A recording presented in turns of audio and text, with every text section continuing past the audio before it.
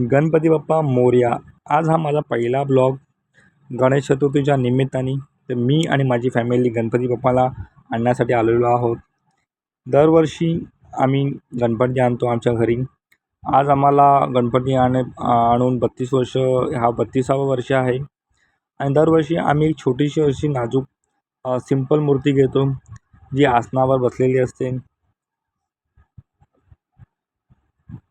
ही आमची गणपती बाप्पाची छोटी आणि सुंदर 18 इंचाची गणेश मूर्ती. तुम्हाला मूर्ती कशी वाटली मित्रांनो, नक्कीच कमेंटमध्ये सांगा. हे माझे वडील, हा मी. गणपतीला पाटाच्या बरोबर मधोमध आम्ही ॲडजस्टमेंट करत आहोत. पिंक अशी धोतर आहे, डायमंड वर्क केलेली गणेशजीची आसनाबद्ध मूर्ती. माझे वडील गणपतीची पूजा करत आहेत. नारळ, पान, सुपारी आणि 1 रुपया ठेवून आम्ही पूजा करून झाल्यानंतर आता गणपती बाप्पाला आमच्या घरी घेऊन जाण्यासाठी निघालो आहे.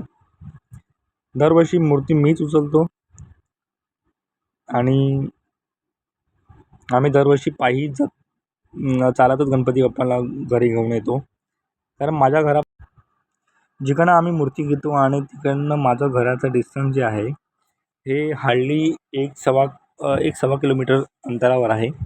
आणि दरवर्षी आम्ही पायी चालतच गणपती बाप्पाला घेऊन येतो.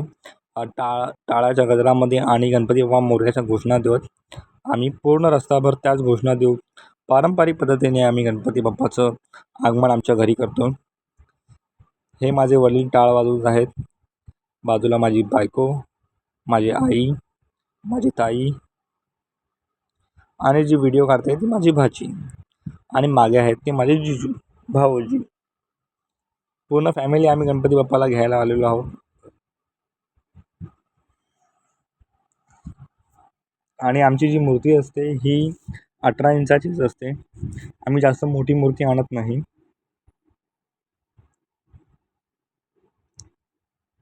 पारंपरिक पद्धतीने टोपी घातलेली आहे मी आणि घोषणा देत आम्ही चाललेलो आहोत. गणपती बाप्पा मोरया, मंगलमूर्ती मोरया. 1 2 3 4 गणपतीचा जय जयकार, अशा घोषणा देत देत आम्ही चालत फायनली आमच्या बिल्डिंगच्या गेटजवळ पोचलेलो. त्यानंतर आम्ही गणपतीवरून नारळ फिरवून फोडतो दरवर्षी. तर पप्पांच्या हातातून चुकून नारळ हा मागच्या मागे पडला आणि तो खालीच फुटला. तर ते बघून आमच्या घरातले तिन्ही मेंबर आम्ही हसायला लागलो. मी, माझी ताई आणि माझी आई. आणि आम्ही बिल्डिंगच्या गेटमध्ये पोचलो आहे. आणि आता आम्ही बिल्डिंगजवळ म्हणजे बॅक साईडने जात आहोत.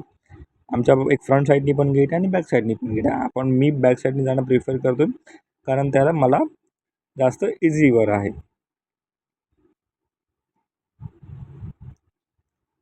माझी बायको जी आहे ही आरती आणण्यासाठी वरती गेलेली, कारण आम्ही 2nd फ्लोअरला राहतो.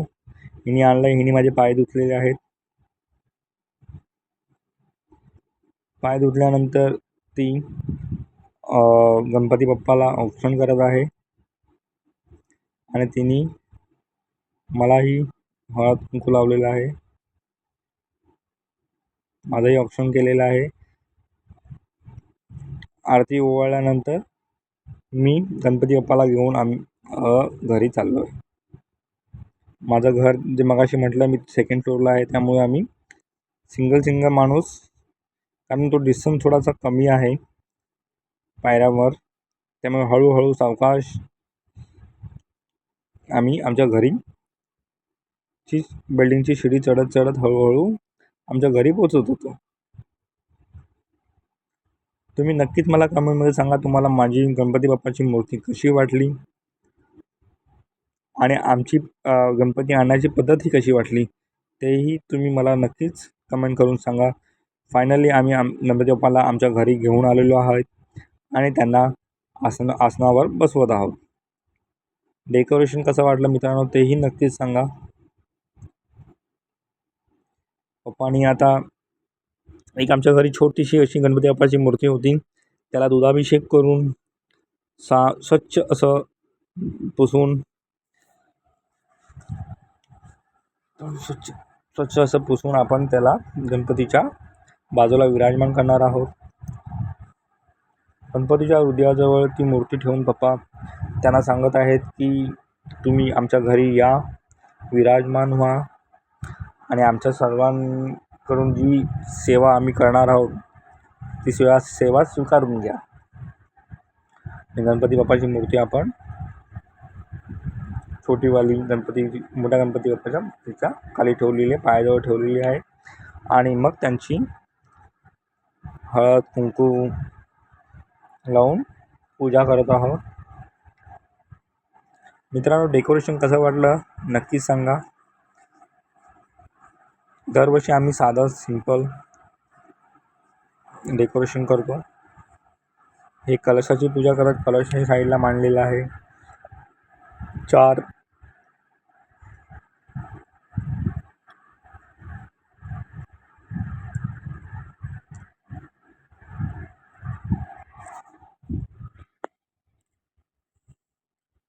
हे केवड्याचं पान, दुर्वांचा हार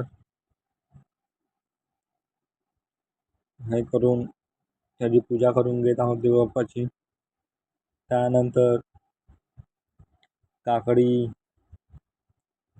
केळी, 5 फळं हे आपण गणपती बाप्पाला नैवेद्य म्हणून देतो. पप्पा गणपतीची पूजा करून घेत आहेत. तिथपर्यंत तुम्ही माझ्या व्हिडिओला लाईक करा, शेअर करा आणि सबस्क्राईब करा जर तुम्हाला माझी व्हिडिओ आवडली असेल.